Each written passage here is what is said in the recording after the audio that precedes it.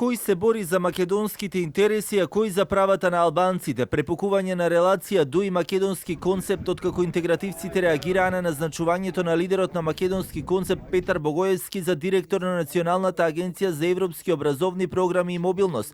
Во реакцијата наведуваат: именувањето на човек кој целата своја јавна и политичка кариера ја изгради со навреди и омаловажување кон албанците представува директна провокација не само за албанците, туку и за самата европска идеја во земјата.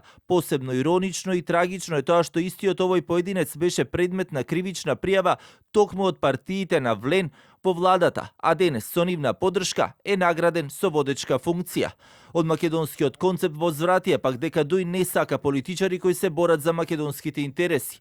Дуј сака политичари македонци кои се спремни за пари да тргуваат со националните интереси. Ние не сме такви. Тоа време помина. Македонски концепт констатира дека партијата Дуј повторно покажува дека нејзината политичка агенда не е насочена кон соживот, реформи и европска интеграција, туку кон заштита на лични интереси и одбрана од промените кои доаѓаат. Реагираа и од Влен, каде пак по прозивките на Дуја во врска со изборот на Богоевски наведуваат. Прашањето е зошто Дуј пред вака да се срами не го прашала Талат Џафери, како Богоевски бил државен советник во Министерството за одбрана. Зошто на Дуј не му пречаа неговите антиалбански ставови кога беа во официјална коалиција со Груевски и Мјалков.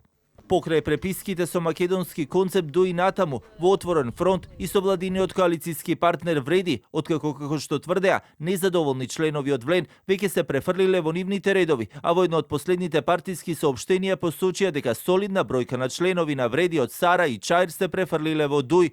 Во меѓувреме тече онаа недела рок која меѓутоа ја даде на Таравари за да пресече дали останува со нив или ќе се преструктуира и ќе продолжи својата соработка со Али Ахмети, откако Таравари пак веќе посочи дека нема намера да работи со никого под притисок и условување.